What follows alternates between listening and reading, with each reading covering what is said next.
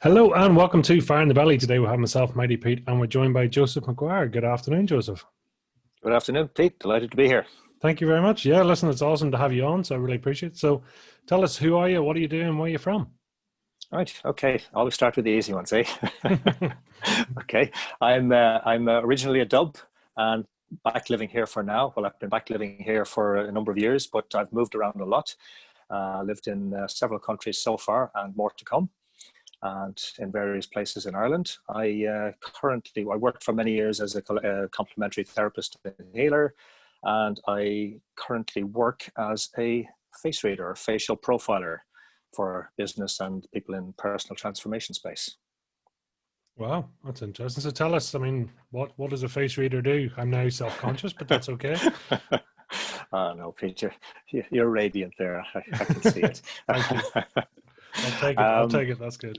Oh, of course. I know. Always dish out the compliments. Yeah, it's what I work with is it's an ancient Chinese tradition. The documentation goes back some 3,000 years, and the understanding is that our facial features reveal a huge amount of information about personality, behavior style, communication patterns, both in terms of how we receive and process communication, and then how we communicate externally, stress triggers and responses, parental and ancestral influences, and a lot more besides. I learned it initially as one of the diagnostic tools used in traditional Oriental medicine, but rather than simply learning it as a diagnostic tool, I learned then also that the Chinese had been using it in business and politics over like 3,000 years and probably more. So that was altogether more fascinating for me to have a much broader view of it. In terms of, just out of curiosity, in terms of actually face reading, how many zones or how many features have we on the face that can be read? It depends on what way you want to divide the face. You can look at the two vertical zones, the two halves, and the right side of the person's own face is their public persona. The left side is their private persona. But you can also look at it then in terms of parental influences on either side.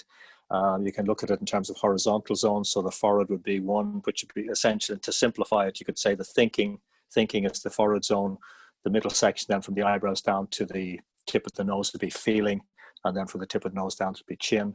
But if you want to be much more specific, for another project I was working on, I listed, 168 individual features or variations in features rather, that I can identify and read something from.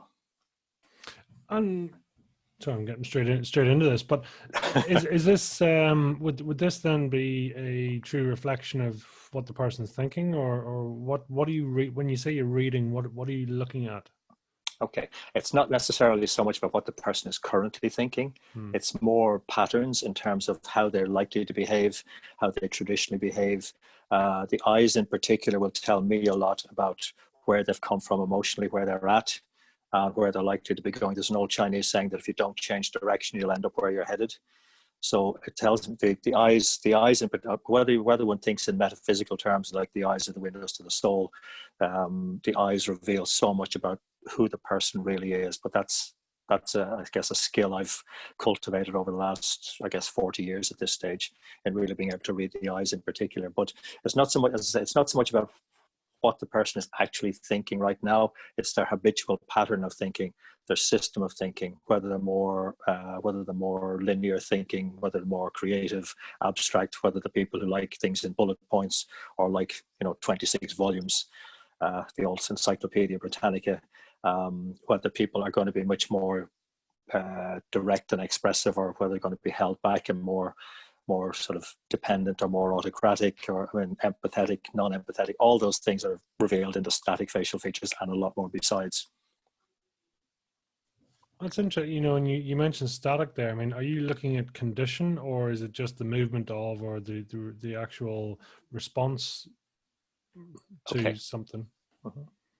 Yeah. Okay. Well, the system I learned initially was very much about the static facial features, but over the years, particularly working as a therapist, I learned a lot about body language and movement and gestures and expressions. So I've added that in as well. So life is a continuous process of study anyway. Like the moment you think you've got something, you're deluded. So there's always more to learn. Like, again, I've been so influenced over the years by so many aspects of Oriental philosophy, particularly Taoism, but also Zen. And there's an old saying, Zen mind, beginner's mind. So if you always see yourself as the perpetual student, even if, like some people have told me I'm a master of this, but I don't see it in those terms, because I think that would be falling into a very strange trap. Where to me, it's a continuous process of learning, and every face I see will show me something I haven't seen before. That's amazing. Yeah, and that constant evolution side, well, I mean, I'm gonna, is it something that you're passionate about and something you obviously believe in? Because it seems you're sort of hungry for it, is what comes across. Yeah, I don't get caught up in belief, because to me, belief is like putting oneself in a box, or putting an idea, or putting one's thoughts in a box. Where I'm more concerned with knowing than believing, and I'd rather point something out, and then find something, observe something, and then look for the evidence. Like when I was studying initially, I was taught the philosophy of non credo. I had Latin beaten into me in school, so it's one of the things I do remember. With non credo means I do not believe. So I'm not interested in what I or anybody else believes, really. It's really what do you see and where's the evidence? That's amazing. Yeah. So, because I mean, that's slightly contradictory probably to complementary therapies as well, because quite often you can't necessarily prove it per se in the scientific form. So it's more of a feeling. It's more of that side. Have I picked that up correctly?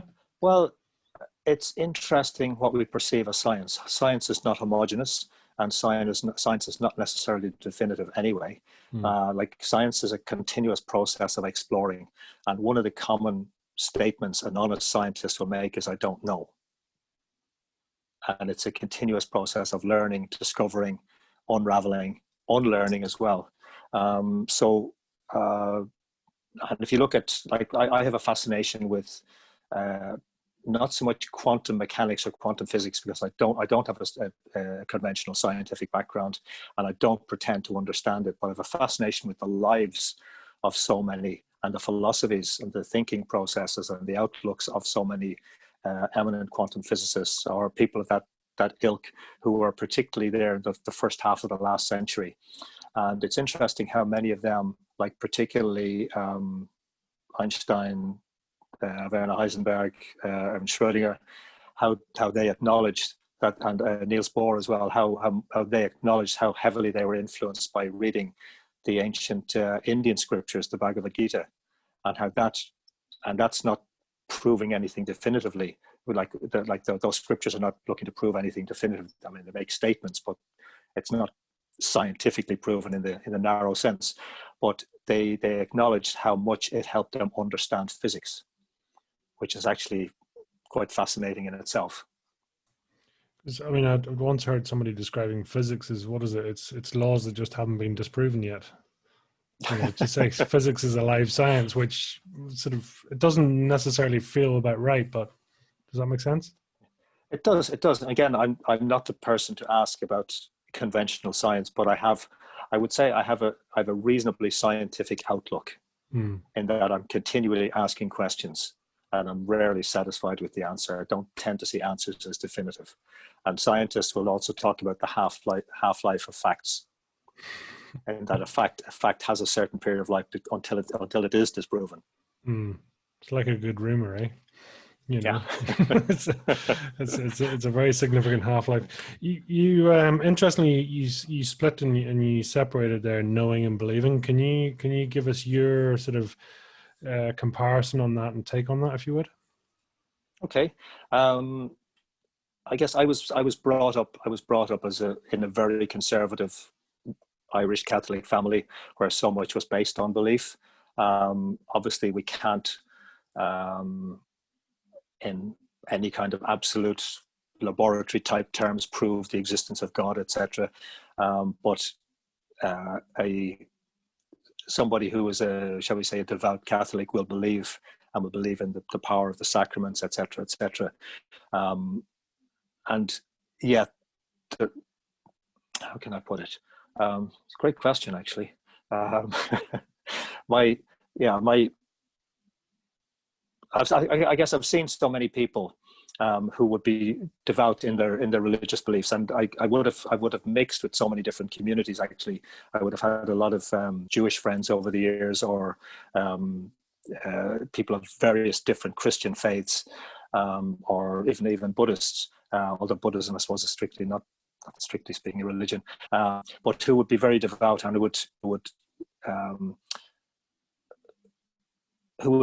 would be very convinced of the rightness of their scriptures, etc., even though there isn't tangible proof as such. But they would say that their lives are, and how their lives are going, as evidence, even though to an impartial observer such as myself, who doesn't have a religious outlook, I would often say that the quality of their lives is questionable. But they would say God is looking after them. Where to me, a knowing is there's two different aspects. There's the intellectual knowing, where we have tangible proof of something, like one and one adds up to two, or we can say that we're looking at a screen here. We can see the screen, so we know that is the screen. But there's also a deeper internal knowing, which to me is, again, I can't absolutely prove it, but there's a knowing of when we meet somebody for the first time, for example. There's a knowing that in some cases there's an absolutely profound connection there. It's whether you call it a gut feeling or whatever, it doesn't really matter. But there's to me, when that inner knowing is there, when it's clearly there, then there's a quality, there's a feeling of almost being outside of space and time. There's a quality of deep peace. There's a quality of ease. There's a quality of complete relaxation that is not there when one is simply thinking about something, or when somebody is believing something. That's probably a very vague explanation, but it's probably the best I could do right now. No, I mean, it does makes a lot of sense. I suppose it's understanding that, it's, again, whether we take it on, whether it's something we experience, whether we, it's what's going on around us, and also how it's presented to us, because for some people, their upbringing and when they're told to believe something, if you're told to believe it, then you may well conform, or you may well choose not to. So it just very much varies.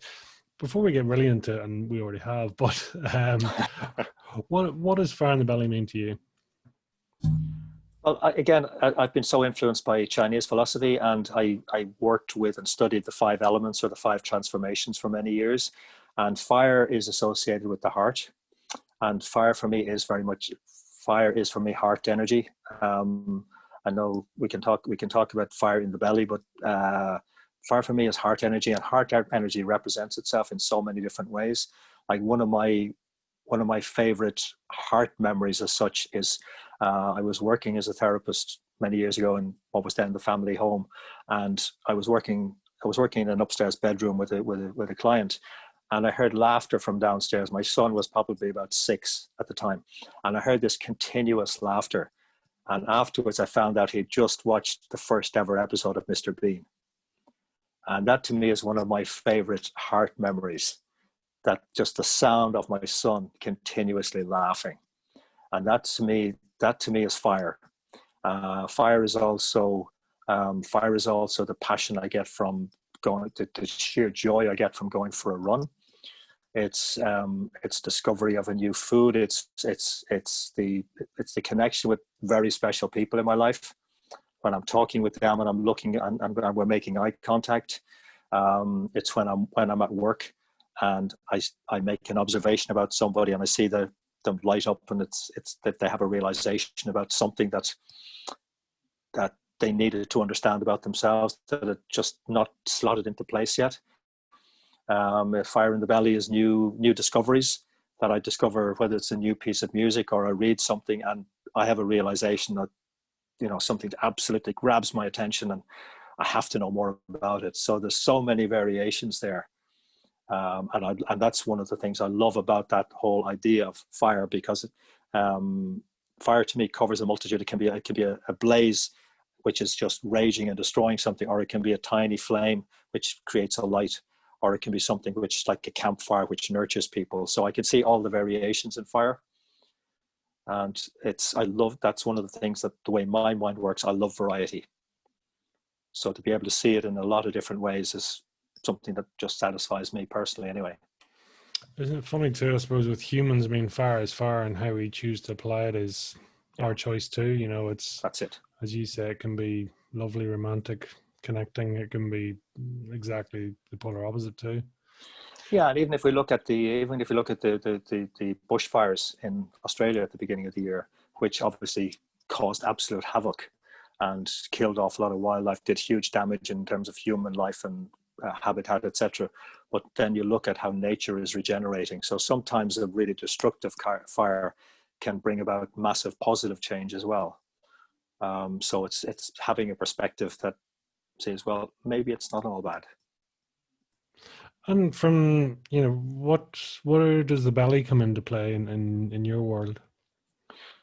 Oh, so many different ways. I guess I would have been conscious of gut feeling a long time ago, but then when I was introduced to my initial training in London was as a shiatsu practitioner, and in shiatsu and in many martial arts, particularly the Japanese martial arts, we talk about the hara, which is the lower belly, which and hara is often referred to as the seat of intuition.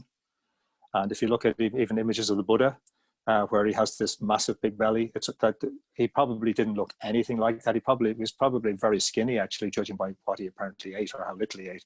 But the belly is represented as being so large because his intuition was so great he could hardly hold it. So for me, the belly is very, very powerful intuition, and very, very clean intuition, if I can put it that way. And how would your intuition be in general? When I get out of my own way, it's very good indeed. Sometimes I get in my own way, but I'm learning more and more, and to fine tune it. I've certainly messed up a few times in my life.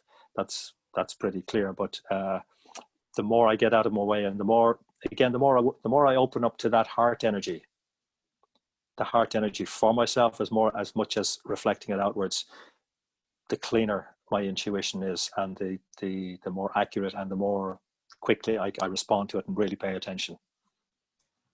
You mentioned 5 areas there in terms of, you know, heart energy is one of them. What are the other 4? In terms of the Oriental system, Mm-hmm.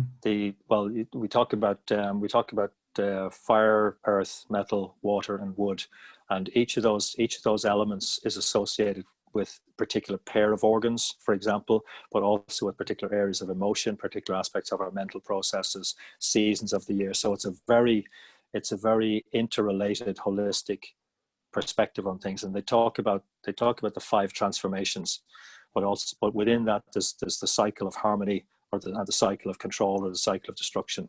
So it's very much about seeing life as a whole, and how we engage with life, how we create harmony within ourselves. And if we're out of harmony, then we have this destructive element coming in, and we experience it on the personal level as stress and often illness. Well, you mentioned, I mean, a lot of this is coming from sort of a Chinese, it's not philosophies, what is it, Chinese? Yeah. Is that the sort of the home of it, as far as you're concerned, in terms of that sort of levels of understanding? Yeah, that's where it originated. Certainly, and again, I say I've just been massively influenced by so much of that, the philosophy going back several thousand years, and a lot of, like, Buddhism obviously originated, in India, but it moved to China, and then Zen Buddhism came from China. So a lot of Japanese culture, although they won't necessarily want to openly admit it, originated in China as well. So China has been, what everyone thinks about China as it is now, China has been the I guess, what would I put it, the almost like the pregnant belly for so many. I can't. That's probably a much better term, but I can't think of another one at the minute, for so many things that have had a massive, and still have a massive influence on the West. Yeah.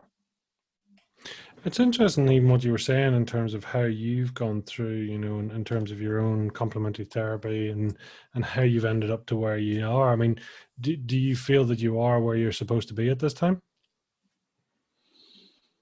I'm not sure about that whole idea of supposed to be. One is where one is. Um, I, there's what we often refer to as conventional wisdom, but I'm not always sure that there is wisdom in that. I think it's one of those throwaway terms we use.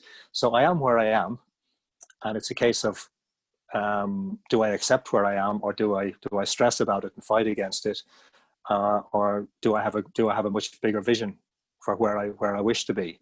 And you know, the Carl Jung quote, "I'm not what happened to me; I'm what I choose to become." So I'm looking at who do I choose to become, and recognizing that I have power to choose. And there's recognizing that, again, it may not be obviously something tangible, but deciding with clarity about who I wish to become and aligning that with the intuition, and aligning that with heart energy as well. And the three brains, as are being proven in neuroscience, opens up something else that is not so tangible, but is certainly allowing, for want of a better term, magic to happen. I was even going to try and get say something clever, like saying, you know, do you know that you're on the right path? Do you know that you're going, or do you believe you're fulfilling your potential or getting towards what your purpose is? If that's a fair thing. Yeah. Well, the evidence as it's presenting to me is that yes, I am very much on course. And again, I prefer course rather than path. Or a lot of people say they're on track. I'd rather track is a very linear thing, and like a train on a track, it can't deviate from the course. But I'd rather see myself as being on course, where it means I have the capacity to adapt as and when needed, like a boat on the ocean, I guess. So yes, the evidence for me is like there are opportunities, business opportunities presenting that wouldn't have happened a year ago, 2 years ago, because I wasn't as clear within myself. There are friendships happening, there are relationships happening. There are just so many opportunities and people of, shall we say, greater influence coming into my life, who are willing and able to open doors for me that I wouldn't have been ready for. And I'm simply having a lot more fun with the whole experience of life. So yes, I'm on course. Mm. Well, that's awesome to know. And I'm curious then, to leave it back to, in terms of, you know, sort of face rating and that side, you know, what's my question? My question is, do people know themselves? I mean, are you seeing something that they're not even aware of in them, that, I don't know, their dislikes, their likes, their habits, whatever? Are you, or are they conscious, do you think? By and large, no, not in my experience. And I it took me it took me a while from working as a therapist. People were coming to me from all sorts of different backgrounds, and like from so-called ordinary backgrounds, like housewives or shop workers, then up to people who were multimillionaires, you know, business owners, entrepreneurs, etc. People from just so many different walks of life, very eminent professionals as well. And so often I would ask them, "How do you feel?" And they said, "I don't know." And they're not aware of their bodies. It's just they're so caught up in their heads, and so much of that is conditioning, whether it's present day conditioning, past conditioning. And obviously, if they're coming to me as a therapist, they're highly stressed about something. And quite often, as I say, that's so much of that is based on old triggers, old conditioning from whether it's childhood, etc., etc. Doesn't really matter. But people, by and large, are not really present to themselves, and I can understand why mindfulness has become such a buzzword.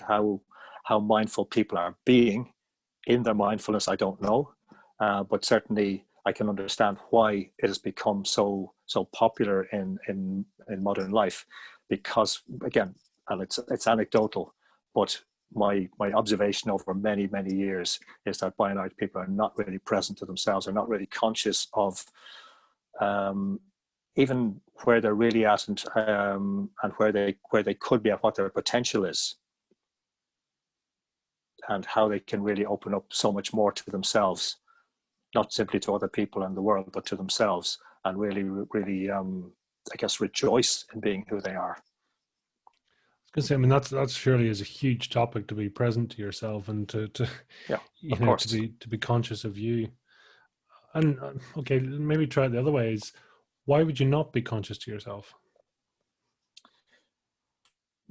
Again, my observation is that so many people get caught up in, like, an educational system, for example, which is designed towards bringing people either into academia or into a career of some kind, and fitting into a preordained or pre-designed system with preordained expectations. And particularly then if one comes from a family where that has been the pattern, that's what the parents or grandparents have lived, that is often the expectation, rather than actually looking out and saying, well, there's a much bigger world out there.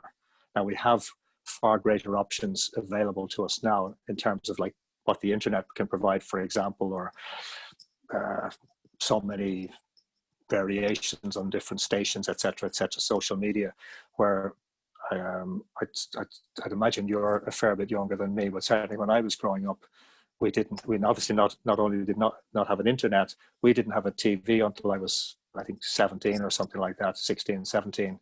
So we just had radio, and which was a very small number of channels, and then a couple of broadsheet newspapers and the library. So we had relatively limited options in that regard in terms of what was seen as possible, what was understood as being possible. Now somehow I kind of filtered my way out of that system. But for so many people, they seem to be caught up in the conditioning, and that's an observation. That's not a judgment, by the way. That so many people seem to be caught in the conditioning and expectation, and not thinking beyond that, or being, whether it's being fearful of thinking beyond it or simply not interested, I don't know, but that's my general observation. I don't want to lead you into it, I suppose, but the question is, what's your take on the likes of social media and stuff these days? I mean, do you have an opinion? There's a lot of these questions the answer starts with "it depends." It depends on how one uses it, what one's involvement is, what one's purpose is in using it. There's a lot. I mean, clearly, when one submits, and I'd use that term advisedly, to social media, one has limited control in terms of what one is presented with, in terms of the options, in terms of what posts are presented, etc. Because the powers that be, Facebook, Google, etc., they control the algorithms, and they vary them from time to time. So one will often just tend to see certain people's names repeated, posts repeated, types of posts repeated, and I personally don't have the time or the interest to start trying to work out the technicalities beyond that. So I engage to the level I want to engage at, and I'm very selective. I'm quite discerning, and really, I think we have to be very wary of the fact that, and very aware of the fact that we are not in control of what's presented to us. So we have choices to make as to what we're willing to submit ourselves to. I mean, the sheer, I suppose, power of combinations and all the rest. You throw in, what somebody wants to be perceived at, or what they want to communicate, and then you throw in on top of that sort of potential financial gain or benefit, or social gain or benefit from something else, and then you throw in the sort of, how the algorithms and stuff want us to be viewed or viewing, and that throws up billions probably of different permutations, and yet we can barely understand ourselves, let alone take this whole additional sort of potential transactions in on board as well too, right? Yeah, and like if we believe what we're told, that the mind can only process something like 5 pieces of information at one time, give or take, plus or minus 2, and yet we're being continually bombarded with these thousands or millions of pieces of information, then it's very easy to become completely overwhelmed and swamped and simply lose track again of who one is, and that whole thing of self-consciousness or self-awareness, and being able to decide and discern with at least some reasonable degree of clarity about who one is, what one wants, what one's priorities are, etc., and do that from a place of being relaxed rather than stressed, because social media is clearly inducing so much stress in people, and one can see that in a lot of what people are posting, and especially now. It's interesting you brought that up, because just recently there I was doing some research, and I think Mel Robbins was talking about it, and I don't know who she referenced back, but they're saying that the mind, if I can get this right, they're saying the mind per minute can take on, it's like 11 million pieces of information unconsciously, but consciously we can only process about 50. So if as a ratio of 1 to the other, that's, I can't do the math, but it's something like 0.002, to sort of, comparison. So, if ever we thought that our brains were quite clever, that's a good a sign as any, right? Absolutely. And then you've got, like in my presentations, I will almost inevitably actually refer to the invisible gorilla. You know that one? No. It was an experiment done in 1999, originally by 2 American psychologists, Chabris and Simons, and they set up a basketball game, and they had 2 control groups, and one group had to count the number of times the team with white tops touched or passed the ball, and the other control group had to count the number of times the team in black tops touched or passed the ball. And in the middle of the game, a guy dressed in a gorilla suit walked onto the middle of the court, beat his chest several times, and walked off again. And after the game, 46% of the total control group did not believe anybody in a gorilla suit had been anywhere near the court. And that study has been replicated numerous times. But Chabris and Simons coined the term inattentional blindness. And I think that's an absolutely wonderful, wonderful term, because it describes so much of what's going on in people's lives. Like, you walk down the average street, even people now with their masks on, you'll see how many people will you see staring into their phones or listening to something on, as they're walking down the street. So they're largely oblivious. They may know where they're going, but they're largely oblivious to the surroundings. So and then there's the continuous bombardment of stimuli of one kind or another. So we're almost in a science fiction kind of stage, really. It is, and again, it's hard to. I struggle to get a sort of a good sense of what the overall population is. I suppose for me, I'm getting to different levels of awareness and thoughts, and maybe I'm sort of social media again has a different meaning to me now than it maybe did a couple of years ago, and I see different things. But do you think overall as the population is evolving and changing and morphing, or do you think it's just maybe us as individuals are changing? I find that hard to gauge, to be honest with you. I instinctively suspect that we as individuals are changing, many of us anyway. Whether there is a huge polarization happening, or whether there's some bigger evolution happening, I simply don't know. I don't have enough evidence. But we're certainly, the old Chinese curse, may you live in interesting times. We're certainly living in very interesting times. No, I like that. Well, why is it a curse?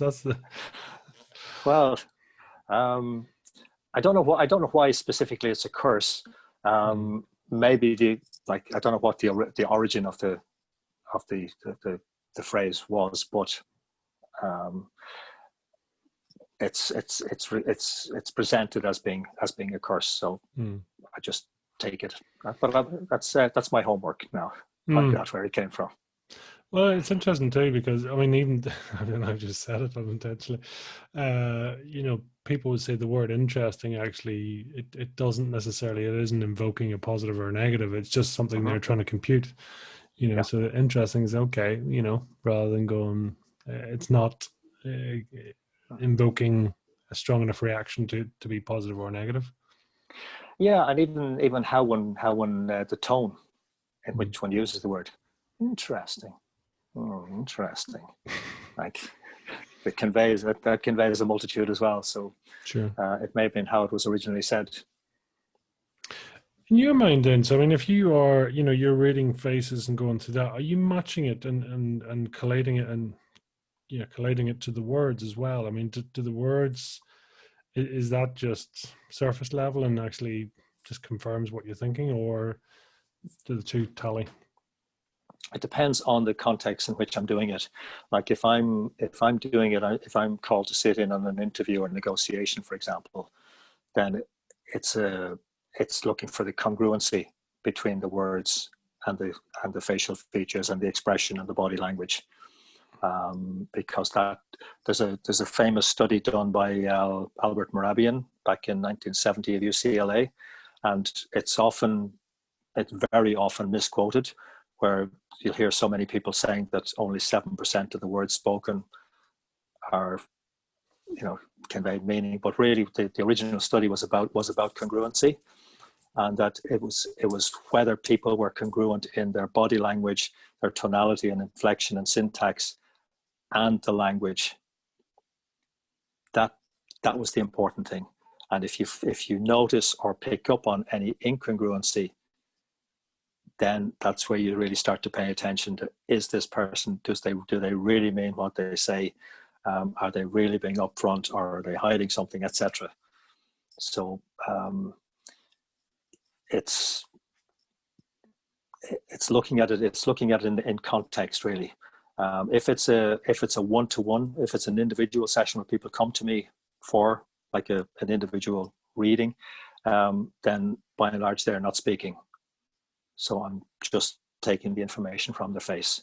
Or I do have clients who they could be employers, or very often they're business coaches or executive coaches, where they will send me a photo of somebody, and the stipulation there is that I get no information beyond the photo, no name, no role, nothing, and I have to write up a profile based on the photo. Now it has to be a really good quality facial shot, but where I can see not just the features, but any lines, marks, etc., very, very clearly. And I have to write up a profile based on that. That's baffling, because I mean, surely I can be smiling or not smiling, or that's irrelevant to me. Wow. Okay. Yeah, that's irrelevant.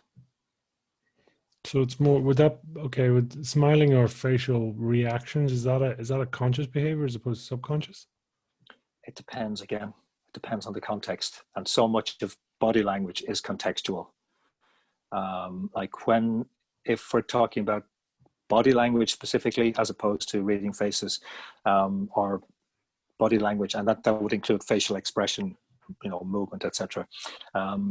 We have to look at we have to identify what we call baseline behavior, which is how somebody's behaving when there's nothing at stake, and it's just like casual conversation, or they're just doing nothing in particular, and we note what's their norm.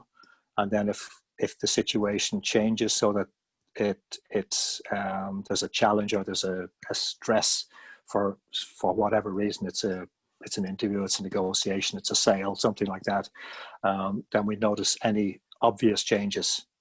We pay attention to any obvious changes, any changes in pattern, particularly, not just single gestures, but pattern. And that can be in the breathing, that can be in the tone, that can be in the pitch of the voice. It can be that the jaw tightens.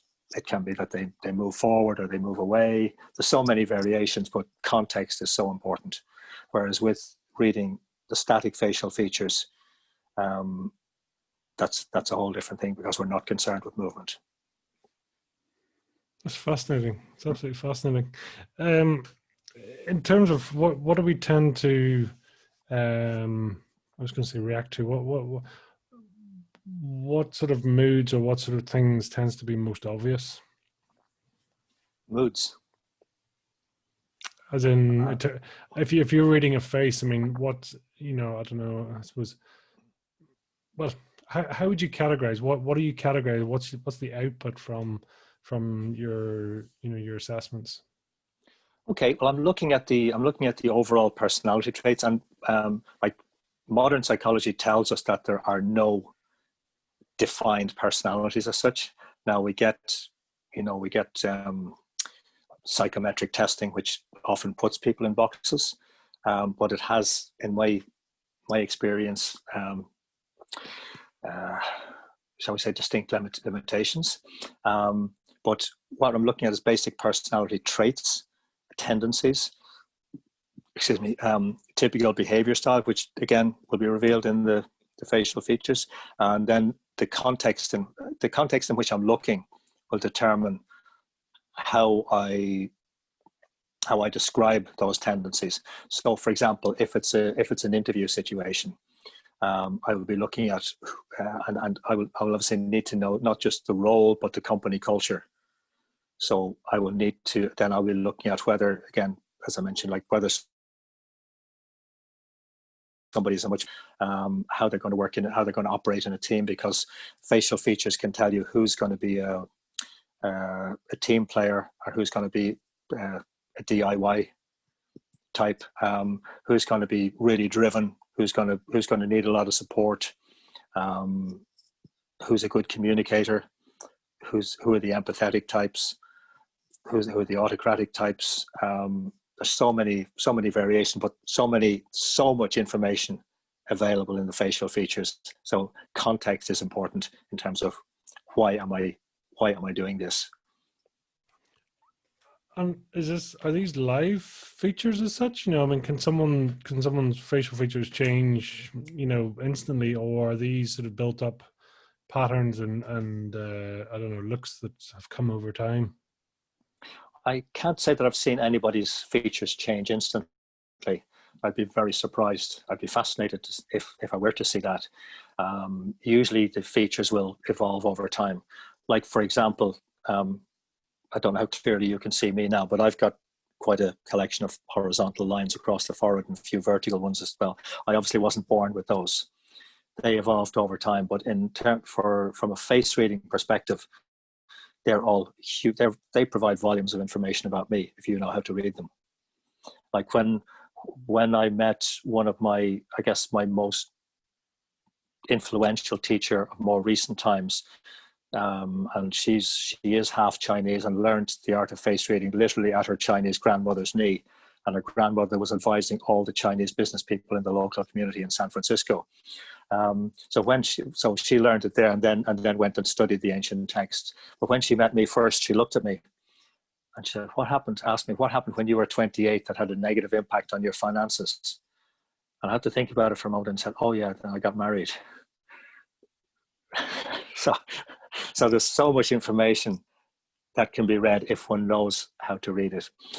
And like I grew up, even though we didn't have a TV, I would often have access to friends' homes where they did have a TV, or the school I went to, the primary school I went to, they had films on in the school hall every Friday and Saturday afternoon, and a lot of those were westerns, which is obviously great for a kid growing up, certainly my age anyway.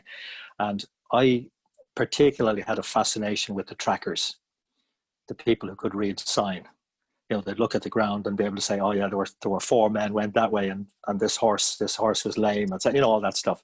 And so I see myself as being sort of almost following on that kind of lineage. So the face is revealing a lot about the life path. Like there's this may, hope this isn't going off too much of a tangent here, but the Chinese, again, system recognizes the face as being like a life map. So the ears represent the first 14 years of life, and then you have the teenage years, the 20s, 30s, 40s. So depending on where the marks are, you can tell a lot about what period of life something happened and how deeply it impacted or otherwise. Well, yeah, it's I suppose, and again, as someone sort of said previously, it's a good topic too, because my favorite topic is talking about me type thing, So I suppose yeah, we can't help but think, God, I wonder what what am I giving off? What am I doing? sure.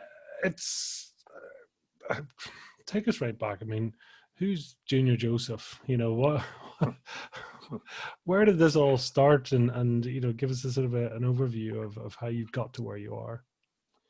Okay, I guess briefly, I remember like I do remember as a very small child when like sitting on the floor in my parents' home, and probably before I could even speak, knowing that I could pick up a lot of that I was picking up a lot of information about the adults around me, but particularly the men.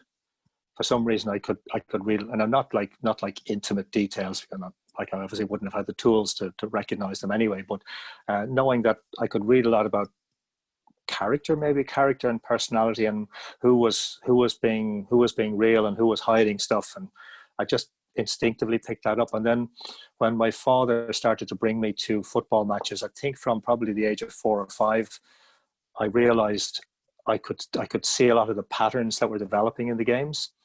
I just assumed everybody was doing it until I don't even know what age I realized they weren't. So instinctively, I was reading a lot in terms of movement and energy patterns in people. And then when I moved to London and started to study, it was like I'm home, because I realized there was a system into which I could fit at least some of what I was intuitively and had instinctively been doing since as far back as I could remember. And it just made so much sense to me that the Chinese had been doing this intuitively for at least 3,000 years. And obviously they didn't have anything like the diagnostic instruments we would have nowadays. So they had to be using intuition and observation, and using it to a very high level. So there certainly wasn't a master plan on my part.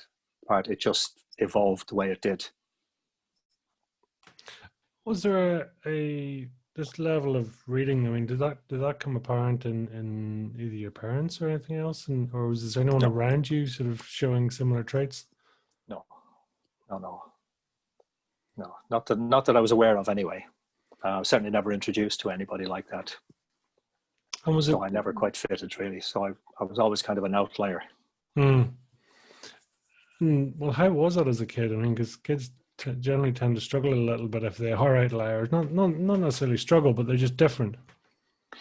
Yeah, I was certainly different. And I suppose the one thing that helped me fit in was playing football. I absolutely loved football.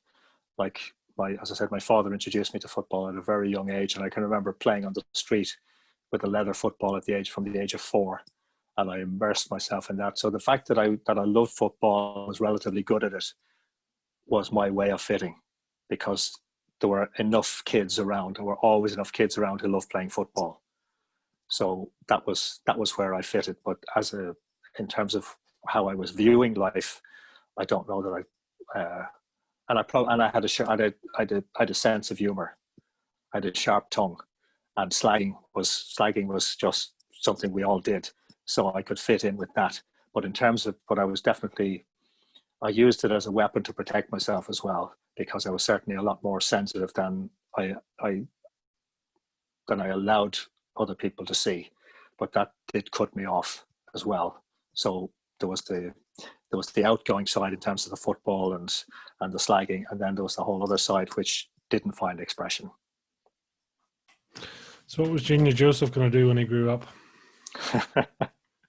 the only thing I could see myself doing was becoming a professional soccer player. And it took me a long time to realize that I was never going to be one.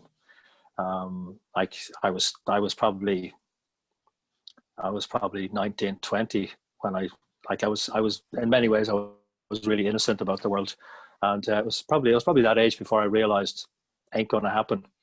And in retrospect, I'm very glad it didn't, because it's a world that I would not have fitted in. It's interesting to see nowadays you have footballers who are becoming socially conscious, like Marcus Rashford across the water with the making sure the school meals are there and feeding hungry kids, etc. And Juan Mata with the 1% to help with world hunger. But certainly when I was growing up, there would have been none of that. It was all lads culture and and beer and all of that, and that would not have been good for me. So I'm very glad life didn't present me that option. So straight then from school over to, you went straight over to London then to study? No. I basically spent the last 2 years in secondary school looking out the window with a permanent headache because I was just stressed about life and waiting for the next football game. So I had an appallingly bad leaving cert because I just didn't connect. And if we were given an essay to write and told a topic, I would write a topic. I would write on the topic, but from my own perspective, which never got me high marks. Anyway, so there was that. So I left school and I was basically on the dole for a number of months, and then I got a job in what was then a record and tape distribution company. That ages me. So I was working as in the warehouse there for a number of years, and then became warehouse manager. In fact, warehouse manager and shop steward simultaneously, which was kind of an interesting thing of wearing two almost decidedly antagonistic hats. And actually, interestingly, I was talking with somebody about this recently. I was there. Our company had the distribution rights to the soundtrack album for The Life of Brian. And when that film came out, it was banned in Ireland. And the company had the decision to make as to whether to actually release the soundtrack album on the Irish market or not. And I can remember actually taking phone calls. Like we would not have been, like we weren't RCA or CBS or one of those sort of obviously named companies. There was a private company. So I'm not sure how the word got out as to about our name and that we were the distributors. But I remember taking phone calls from people threatening to burn us down if we released the album, and opening letters in the morning, in standard green ink, again, threatening to burn us out if we released the album. So it wasn't, even the soundtrack album wasn't released here. But yeah, so I'd 4.5 years there, and then the company closed down. So I was made redundant, and I used a portion of the redundancy money to do something I'd always wanted to do, which was go to Israel and spend time in a kibbutz. So I did that before I made it my way to London. Because that's like a normal thing to do, right? It was at the time. It was at the time. Yeah, absolutely. I knew people had been, and I'd always been a voracious reader. So I'd read so much about, and I loved reading about history and social history. And I'd read so much about the whole period of the Holocaust, and even prior to that, the history of Palestine, etc., as it was, and then the whole history of the formation of the state of Israel and what happened afterwards. So I was just fascinated with that. And I suppose probably also being Irish and having grown up with the whole 1916 and Irish history thing in my background, I had this thing of supporting or feeling connected to the underdog. And I saw Israel as the underdog at the time. Not now, but at the time. Yeah. And as I say, I knew people had been to Israel and spent time on one or other of the kibbutzim. So I just it was a beacon calling me, really. And what did you learn? What was the beacon, and what was the insight? I suppose there were several things. It was great to be like Ireland was very monoculturish. Ireland for me was a very great place. That was 1980 when I left, and we were starting to head into a very dark period anyway. I couldn't see a future here. So when I got to Israel, I was in this really beautiful environment. We were in the Jordan Valley. So every morning and evening, you'd see the most amazing sunset, and sunrise rather, and every sunrise was different. Every sunset was different, and you see the most glorious colors over the hills. I was exposed to people from so many different nationalities and cultures, which again, you would not have got in Ireland at the time. So that was life affirming. That was just opening my mind up to so many possibilities. I probably started to develop more confidence because dealing with Israelis, and obviously I wasn't just dealing with Israelis, but dealing with Israelis, you had to be upfront with them. Otherwise they'd walk on you, because that was just how they were. But if you stood up to them, they respected you. So, and you could have fun with them. So that was a huge life lesson. I also learned what landmines are for. That's kind of a byproduct as it were, but because we were on the board with Jordan rather, and we were, so in our work every morning, we would be driving by these electrified fences with mines, landmines. You could see them between the fences. So that was where I learned, as I say, what landmines are for. And do you know what they're for? They're not designed to kill people. They're designed to maim, with the idea that the government will have to spend more money taking care of those who are maimed and injured that they no longer have to use for munitions. It's the ultimate cynical weapon. Brutal, isn't it? Beyond that. But essentially, I learned that there was a whole other world out there. There was a whole other world of different people, different outlooks, different perspectives, different backgrounds. And it just opened me up, because Ireland was for me, Ireland, and for a lot of other people, Ireland was a very narrow, grey place. So it just exposed me to a whole different world. And I made my way then from Israel to London, which again was a whole other melting pot again. I was going to say, because I mean, why London? What drew you there? Well, before I left Ireland, I had been introduced to the world of natural foods. I had a knee problem, and the conventional medical approach didn't do anything for me. I was given 3 different diagnoses but no treatment, and I'd had acupuncture some years previously for a back problem, and it cleared it up very quickly. So I went to see this acupuncturist, and at that time he was recommending all his patients change their diet to a natural foods diet. And for some reason, even though I'd come to him from lunch in McDonald's, I was open to it, and I just literally changed my diet overnight. And even though I had no idea what I was doing, and as a good Irish boy at the time, I didn't even cook, I found I just got incredible energy from this food. And gradually I'd learned how to use it a bit. But I knew that after Israel, I knew I would be making my way to London at some point. So I got some addresses from this acupuncturist of places in London where I could follow up this new interest. And one of them was this particular centre. So there was a woman involved as well in bringing me from Israel to London, but the centre was also a big drawing point. And that was where I ended up studying. So did that come under a sort of religious banner or following banner, or was it just No, if it had, I probably wouldn't have gone there, because I'd had more than enough for religion for myself at that stage.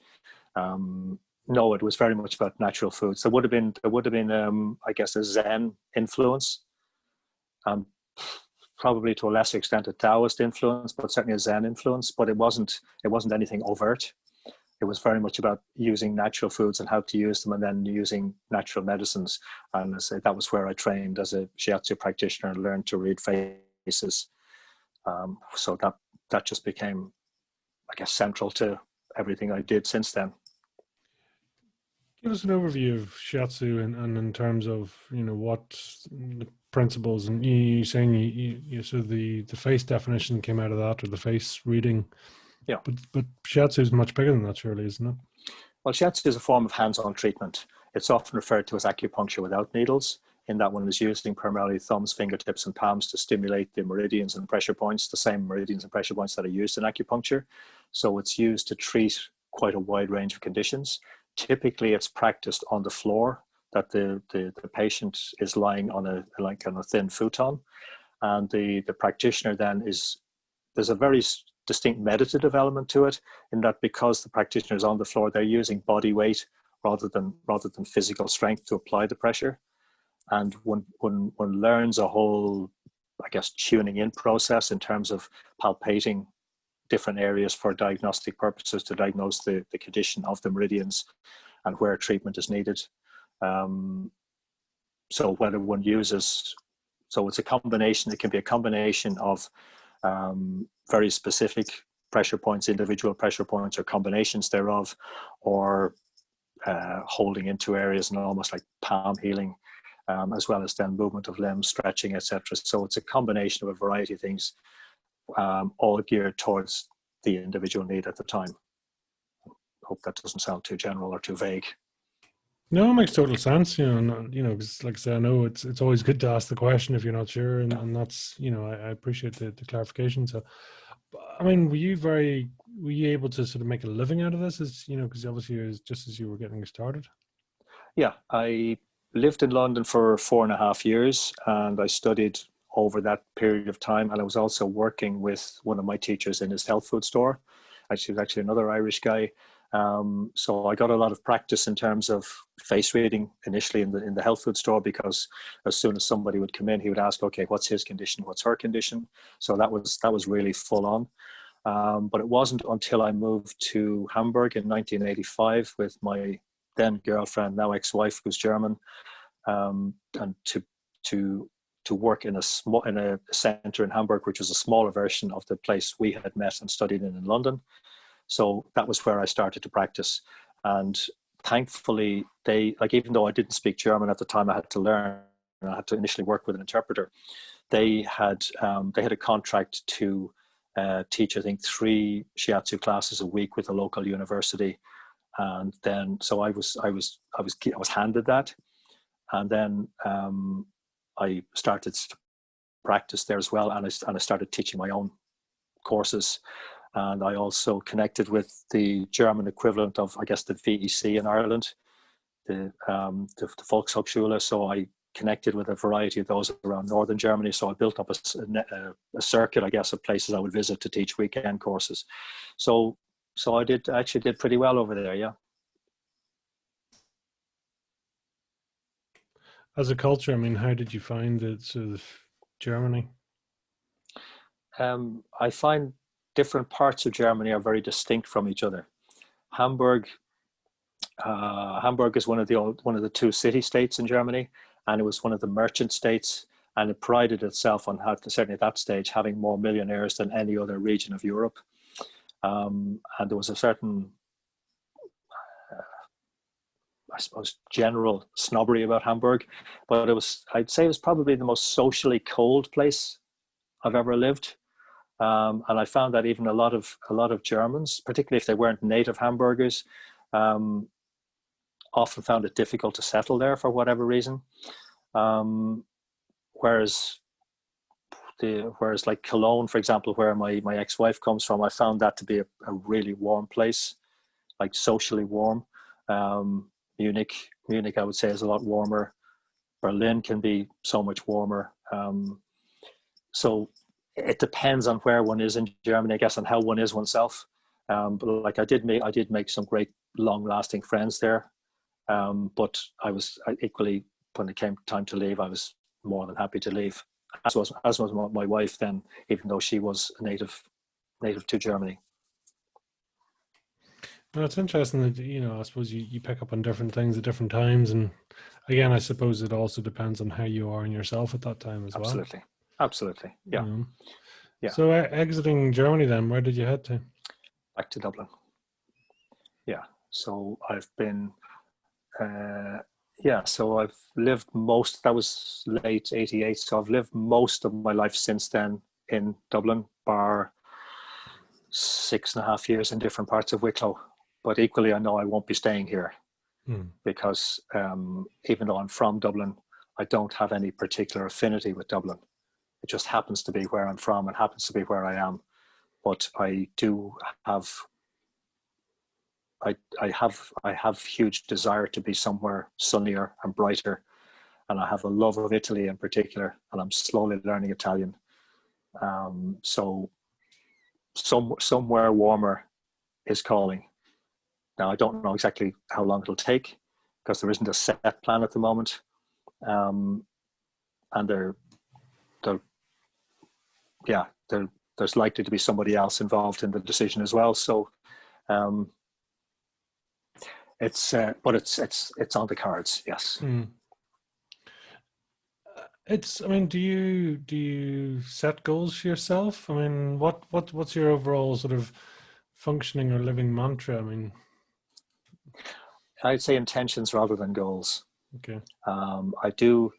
There's a good friend of mine, Bill Phillips, created a method called future basing, which is actually quite fascinating, very powerful. And that basically involves, I mean, and I'm giving it to you in very, very simplistic form. It involves looking at where one wants to be, putting a time frame on it. There are certain criteria so putting a time frame on it, imagining, visualizing, etc., how it would be to be there as if one were there already. And then there are certain criteria that one has to meet, that it has to have feeling in it. There has to be steps that one can actually take. It has to be described in feeling terms, and various other conditions to it, and it all has to be written out, and then worked back from there as if one were there already, and that's a very, very potent thing. So I've been using that more and more. So it may be a matter of semantics, but I would talk about intentions rather than goals. It's interesting, but then I suppose from a futuring point of view, do you then do you future base in terms of where you want to go, and are you clear on that and what you do? I've described a lot of my future, but I haven't put it to a fixed location, because I'm open to life presenting me with options. Like I'm not saying it's definitely going to be Italy. It could be France, it could be Portugal, for example. It could be Croatia. I don't know, but because it's very much about the quality of life I want, and I can describe the quality in detail. I can describe a lot of the attributes of the environment, but that's not absolutely limited to one place.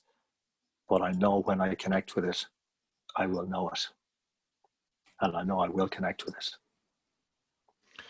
Interesting. There's a lot of language that I'm sort of picking up is very kinesthetic. So it's all, very feeling, very touching, sensing. Does that make sense? Absolutely. Yeah. That would be very much where I would be. That would be, I guess, central to me and how I operate. Yeah. And so when you are visualizing, I mean, what do you listen to yourself? I mean, do you feel how you feel what's right, or what's your methods? Yeah, it's feeling first. And I've learned, I guess one of the things I have learned over the years is that the body is a metaphor. The body is really a metaphor for how we are. And the body can teach us so much if we allow ourselves to tune into it.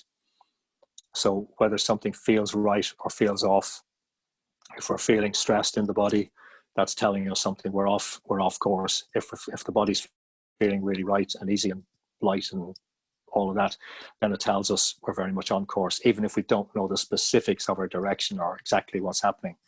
But we're at ease. We're at ease with being. We are at ease with where life is at right now. So I've learned to pay attention to the body and to what the body is telling me. And more often than not, when the body's at ease with itself, I feel great within myself, not just physically, but I feel great emotionally, mentally, etc. And I feel more creative as well. And that expresses itself. It's not just that I feel it, I can express it. Maybe a basic question. Do you feel like you're in a good place? Do you feel, are you in the right place at the right time? Are you making the use of your senses? That's maybe the best way of putting it. Increasingly, yes. Yes. And it goes back to something we were talking about earlier. Increasingly, opportunities are presenting to me. The more I align with myself, the more opportunities just come to me. Now I've like over the years, I've been a pretty active networker, and I'm reasonably active on some social media. But I've built over the last number of years, I've built a pretty decent social and business circle of friends and connections and people with whom I would engage both on and offline. So I'm not like just sitting in a room waiting for life to present me with stuff. I am interacting. But the more I interact in a really light way, and where I'm expressing myself in a really positive way, and where I'm open to the best of other people, and I'm open to helping them and really sharing with them, the more life is meeting me. Absolutely. Oh, when do you feel most in flow state? When are you at your prime in terms of your core skills and sort of abilities? It varies. If I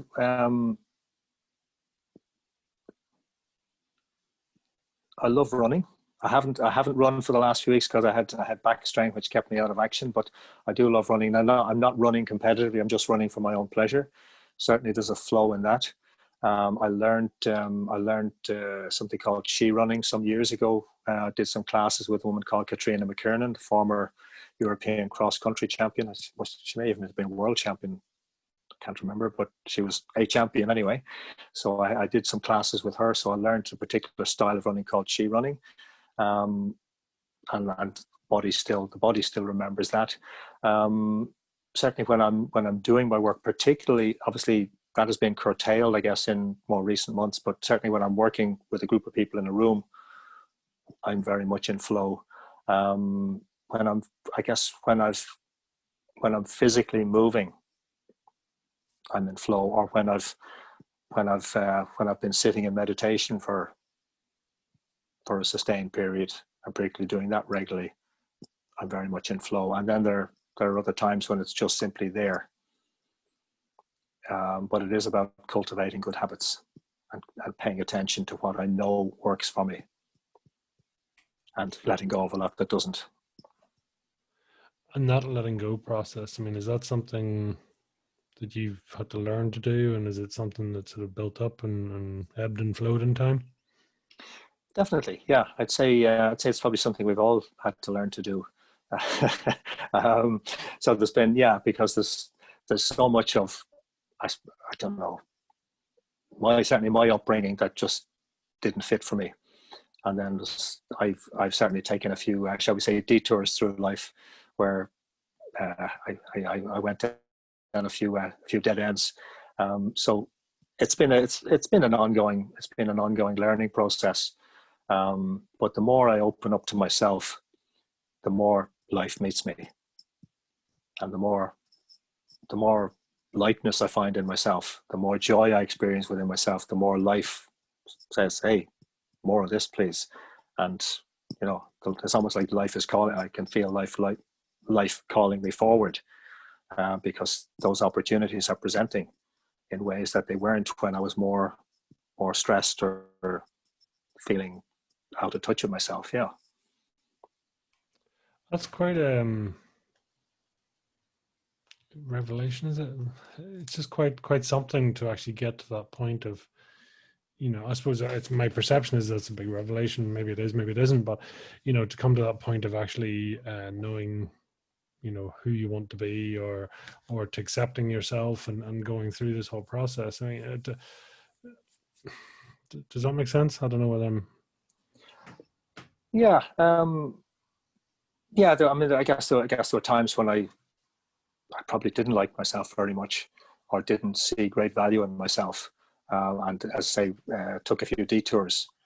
But something inside, whether it's the fire in the belly, or the spirit, the heart, whatever it was, kept me going, and kept saying, there is something better there, and now I'm seeing it more and more. And I would say I'm far more able to help other people, in terms of helping them connect with what's deepest and best within themselves. And so that also helps me to be very thankful for the other stuff I've gone through, because having been there and having come through it, I can see how other people. I'm not a counselor, and I'm not working as a therapist anymore. So I'm not getting into people's, the deepest and darkest areas of people's psyche. But having been in some dark areas myself, I can recognize where people are at, and saying, well, you don't actually have to go there. You don't actually have to dig. You can actually look at it from other perspectives. And that's been probably a massive revelation. That I spent a lot of time doing counseling and seeing psychologists and all of that, and it's not that it wasn't beneficial, but it's not the only way. That so often one looks at problems and explores problems rather than thinking in terms of solutions.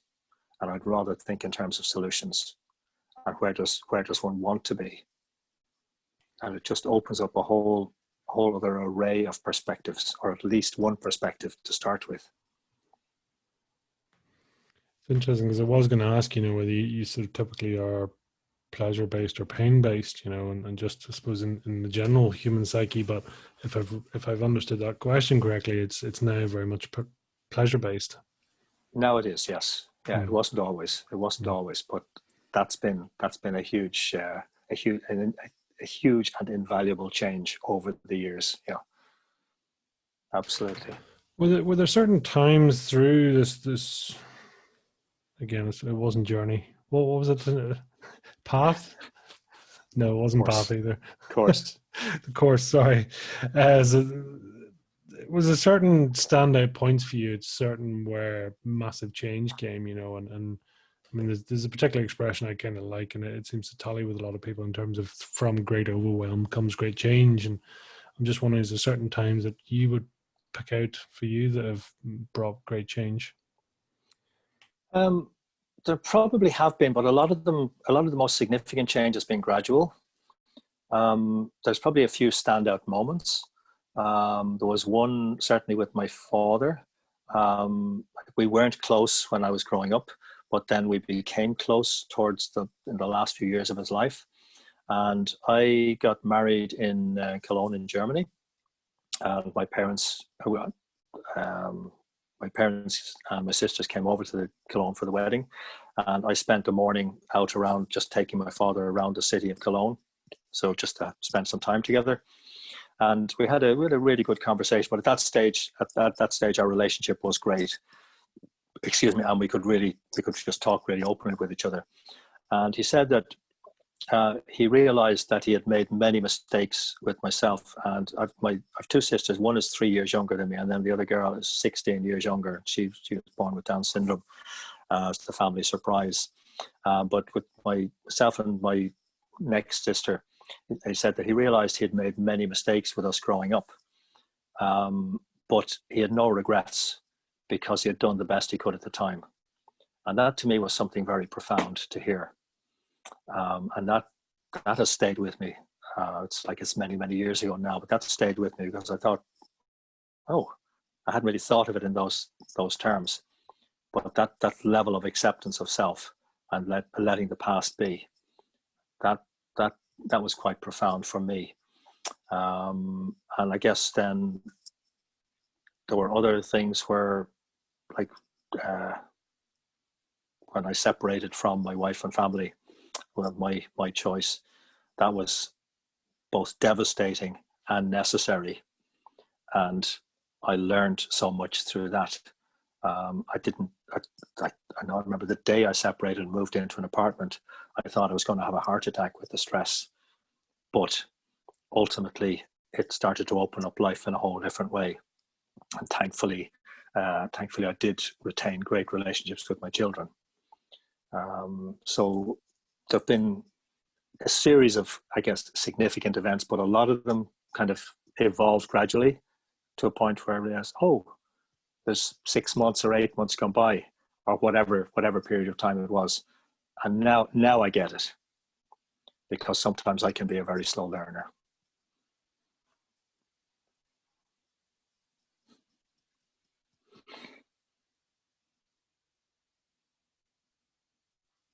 There's no sound.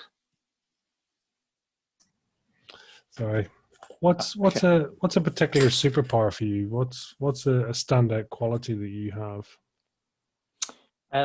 I came across a conversation with somebody recently, and he told me about a Simon Sinek podcast he listened to. And Simon Sinek apparently coined, maybe it's true, I don't know whether it's true or not, he coined the term extreme listening. I can be a very good listener, and not just to listen, but to hear what's really going on, not just the words, but what's going on behind the words. I can be very, very intuitive. Very intuitive in terms of like picking up what's really going on for somebody. And again, that can be just sitting in silence with them and just looking at them, making eye contact and looking at their face. Yeah, this is what you've said. This is what you told me, but this is really what's going on. And that's obviously something I suppose I've developed or cultivated over many years. Silence is another one, I would say. I can sit comfortably in silence with somebody. And silence can be immensely powerful. And to be able to be in silence where one is not actively thinking and the mind in overdrive, but to be able to sit comfortably in silence with somebody is an incredibly powerful experience. So they'd be the obvious ones. I mean, is there such a thing as silence for you? Because I mean, if you're reading the situation, then there's a there's a dialogue, there's an intake, even though there's no potential exchange of physical words, or noises being made. There's still a lot of communication going on, if I've understood that. Yeah, absolutely. But one can also transcend that. I remember when my younger sister, she was probably, I don't know, a year, 2 years old, something like that. This is my younger sister, Rita, the girl with Down syndrome. I remember I was minding her one day. I remember making eye contact with her. And this may sound bizarre, but I remember with the eye contact, I knew I understood life. And that transcended any kind of thinking approach. That was instant. It was an instant thing. And then as soon as I realized that it was gone, but that was a moment that transcended any kind of thinking, transcended time. And there are certainly probably many, many experiences like that where there is simply no thinking. There's no conscious anything. It's just presence. It's fascinating because at the moment I'm looking to do a sort of a mini series on the show in terms of near-death experiences, and the similar wording is used when somebody, is that it's a moment of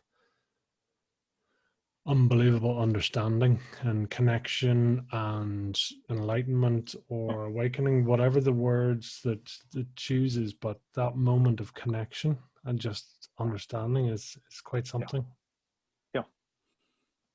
Yeah, and it's nothing to do with rational thought. It's not to do with like intellectual working things out. It transcends that. It's an awareness. It's a state of awareness, and it certainly in my experience, it fills the whole being, and it's body. I don't think in terms of soul normally, but it's the whole body, mind, spirit thing. It's complete unity and it's complete peace. There's not even an awareness of being in a physical body. It's beyond that, and whether it lasts for a millisecond or a few minutes, it actually doesn't matter, because time is actually, when one is there, time is immaterial. In terms of, I mean, it's interesting, about the physical body, and well, do you believe in terms of your soul, if that's who you are? Have you been here before? Is this an ongoing lifestyle or lifetime or journey or course? What's your overall take? Okay, I would have moved in circles many years ago, particularly in London, and I guess probably Hamburg even, and maybe for a while afterwards. And I came back here, where talking about past lives was, shall we say, relatively normal. I would very rarely have those kind of conversations now, or even be interested in engaging in them. Instinct tells me that something continues and that something has always been. I can't remember the exact wording of it, but there's a quote from Erwin Schrödinger that I like, something to the effect that there is only one there's only one universal consciousness, and we're all part of it. And there's what is it? Is it in the Bhagavad Gita? I can't remember. It's certainly one of the ancient Indian scriptures where it talks about human existence as being consciousness exploring itself. And so whether it's a life, many lives, I don't know for certain. I wouldn't even attempt to know, but something tells me that something has always been and something will always be. And I'm somehow connected to it. What represents itself as me in this life is somehow connected to it all. Well, thank you for sharing that, because I know it's, different levels of our thoughts and life changes too. Tell me, is there a particularly, proud moment for you, or a standout moment? There's probably a few. The two immediate ones that would come to mind are, one was I mentioned the love of playing football, and I remember playing in a Leinster schools semi-final, under 18, I think it was, in Tulka Park in Dublin, and being kicked in the head by one of my teammates, actually one of my best friends, and I had like stud marks all over my face and just to either side of my eye, so I could easily have lost an eye. So I had to go off the field for treatment. But after treatment, I was insistent I was coming back on. And when I came back on, our support were cheering me and singing, "It's great to have you back." And I felt like a warrior.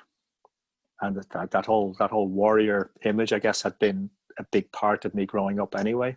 So I felt absolutely invulnerable just coming on. So that was what, 17, 18 years of age. So that somehow still stands out for me. I remember my son is my eldest child, and I remember I was the first one to give him a bath. He was the only one of the children born in hospital. He was born in hospital in Hamburg, and like pretty much as soon as he came out, I was handed him and brought him over to have his first bath, holding him in one hand, and that was beyond any kind of emotion. That was utterly transcendent to experience, because I was there for the whole birth process. Obviously, I didn't go through it, but I was there for it.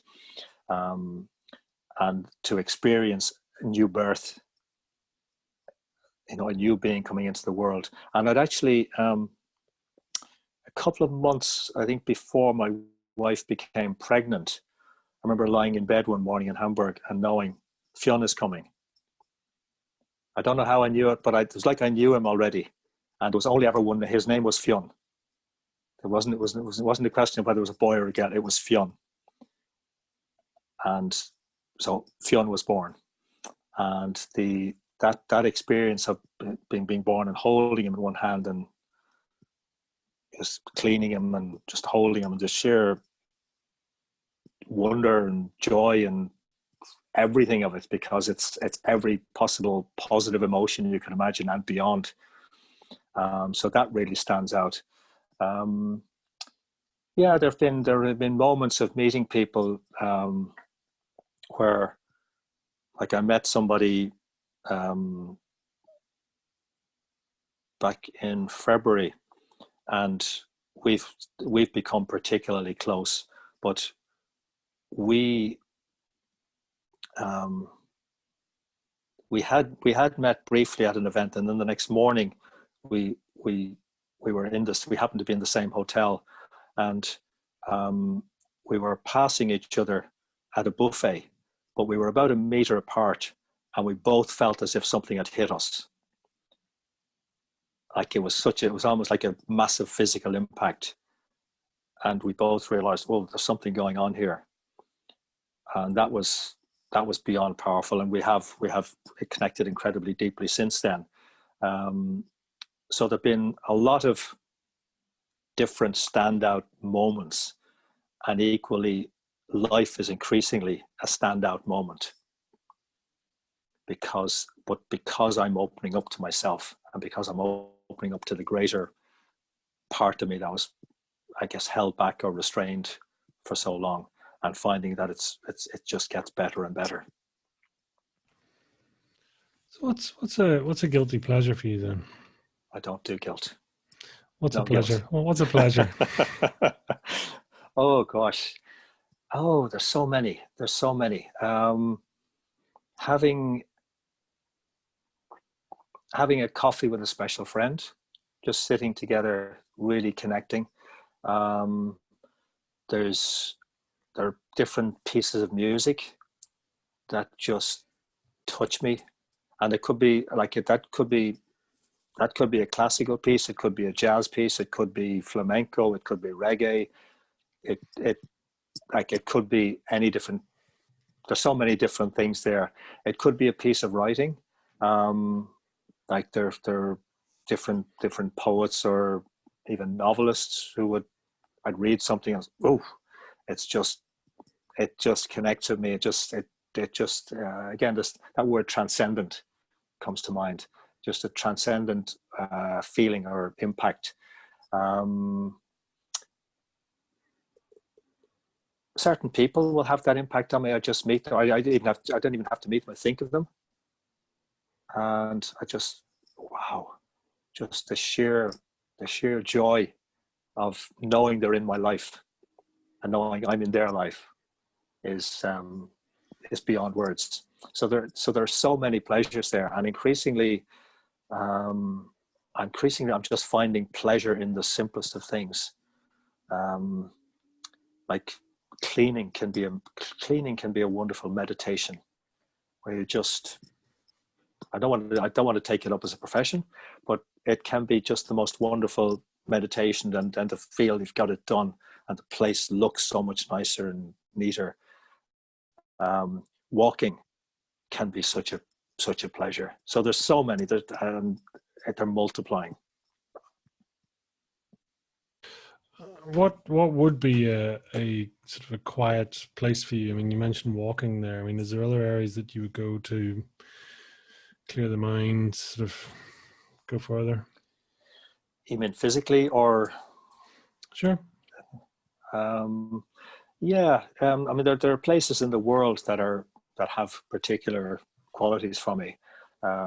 Like my background there is a place called Malchesney on Lake Garda, Upper Lake Garda, and I would have been there many times with an ex-partner, and that was a very very special place for me. I haven't been there for several years, but that's one of those special places, which is why it's there as my backdrop. Um, Killiney Hill is a very special place. Glendalough is a very special place. But it's really where I am in myself that determines. The more ease I have within myself and the more open I am to myself and to life, the easier it is to be almost anywhere. And is there any particular books or anything you'd recommend for people that has been standout for you, or to just good reads? Okay. Yeah, there's one that goes back a long way for me is the Tao Te Ching, and that's one I probably don't come back to as often as I would like to, but it's one that never goes away. Yeah, I've like I said, I was a voracious. I probably don't read as much now. I was a voracious reader through most of my life. That was one of the gifts my parents gave me. They introduced me to. They got me to join a library. I think as soon as I started school. So I was borrowing books like from the age of 5. Like I'd read all of P.G. Wodehouse by the time I was 10, I think, for example, because I loved his humor, I loved his descriptiveness. So I'm just glancing at the bookshelf here, see what immediately stands out. There's probably so many different books in so many different genres, really. Like it may sound weird, but one of my favorite books of all time is the Penguin Medical Encyclopedia. I just found that absolutely fascinating. I love dipping into it. There's another book called Uncertainty. What is it? Sorry, I'm just looking to see it. I know it's somewhere on the shelf. Uncertainty. I think it's called the subtitle. I think it's The Fight for the Soul of. So I'll just get it and check it because I'm accurate about it. Einstein, Heisenberg, Bohr, and the struggle for the soul of science. And that was the story of the struggle between, if you like, conventional physics and quantum mechanics as it was. And it was the story of the dialogue between so many of these scientists and the personality, the conflicts and the questioning and the back and forth.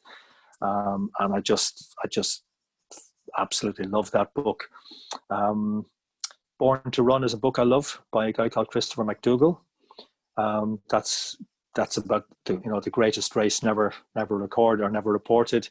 But it tells I think he's a superb writer, McDougall. But it tells a lot about, like, one of the central characters in it is Scott Jurek, who was a legend in the ultra runner community.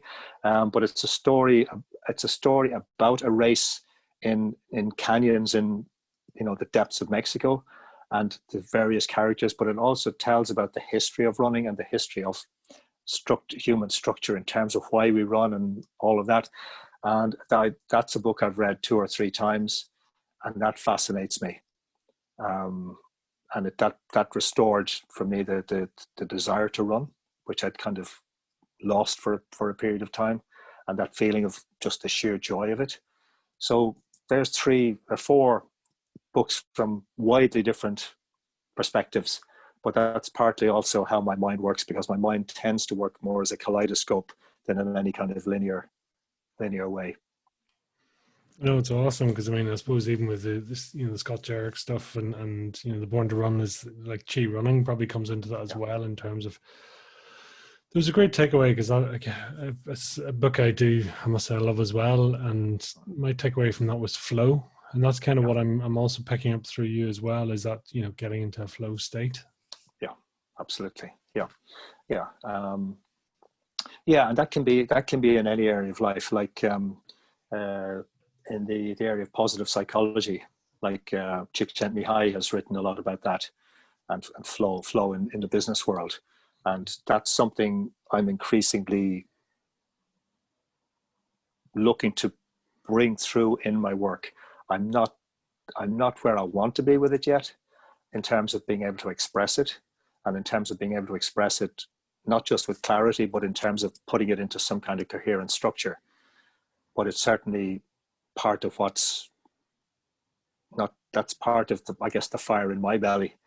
That's something I want to find the way to do, because I've seen so much the benefit of it within my own life, and increasingly I'm seeing the benefit of it in terms of my engagement with life, my interaction with people, and the way opportunities then present, somehow miraculously are out of thin air when one was in that state. Definitely. So tell us in 1 or 2 words then, I mean, what's your fire in the belly?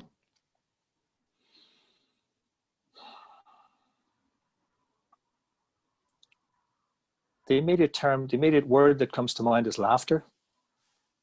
And in fact, 2 words: laughter and joy. Laughter and joy. That I feel that within me. I just, when I think of that term, fire in the belly, that's what comes to mind: laughter and joy. And that's, I have the title for my next book whenever it starts to be written, and it hasn't started yet, but the title is there, and it's called The Joyful Warrior. Heart lessons, or some heart lessons for magical living, something like that. So it's joy is at the center of it all. Absolutely. Yeah. That's awesome. I love that you have the title, because I mean, it's such a great way of doing it, and it's almost a form of visualization, and what you mentioned there in terms of future basing as well. Here's the book. Absolutely. Here's the title. Don't know what's going on behind, but the title looks great. Yeah. I love it. Is there anything you'd like to sort of put out there in terms of, really sort of any thoughts you've had at the moment, or where you're at, that you'd like to sort of communicate out? Yeah, I mean, I probably said it already, but quite simply, the more, like I said, I've been a slow learner. I've taken a very circuitous route to where I am, and in retrospect, I've learned so much from doing that. But now I've decided, okay, now I just want to get on with it. So what I'm finding increasingly is the more I open to myself and let go, like life for me is a process of unlearning as much as learning. And the more I unlearn and release, the more I'm open to learning without the triggers from the past. So I can have conversations now with people where I might have found them contentious in the past because of something they would say or their perspective, where now I'm thinking, oh, that's interesting. And I'm not reacting internally or externally. I'm just allowing it to be. So the more I open up to myself and relax within myself and feel that joy that's just inherent within me, the more life meets me, the more opportunities just present. And there's a magic to that. But it's taken me a long time to get to it, but increasingly I'm experiencing it. And now it's, oh yes, please, more of that. That's, I mean, to almost to be life, to be, there and to be part of it that's awesome. And the way you explain that is great. It's very, it resonates with me, I must say, and I must say it's great to hear it. Yeah, it's a lot more fun. It's a lot more fun. Yeah. So tell me, how can people follow you, hunt you down, track you down, read, Okay. I have a website which is actually in transition at the moment. It's because there was the identity I had on it, and there's the identity I've started to put on it, but it's very much sort of halfway. It's a halfway house at the moment. But the website, for what it's worth, is clearsightcommunications.com. Clearsight Communications is all one word. You can find me on LinkedIn as Joseph McGuire for the business community, or you can find me on Facebook either as Joseph McGuire or on my Clearsight Communications page. Now, I am on Twitter, but I'm not particularly active there. And to be honest, I don't get Twitter. Yeah, it's hard to keep up and also ensure that it's adding value to your life too. So absolutely. There's always these different parts. So, Joseph, it's been absolutely awesome talking to you. So I thank you for your time. And listen, I've learned a lot, and I look forward to hearing more from the future and where you're coming from. So thank you. Thank you so much, Pete. Really enjoyed it.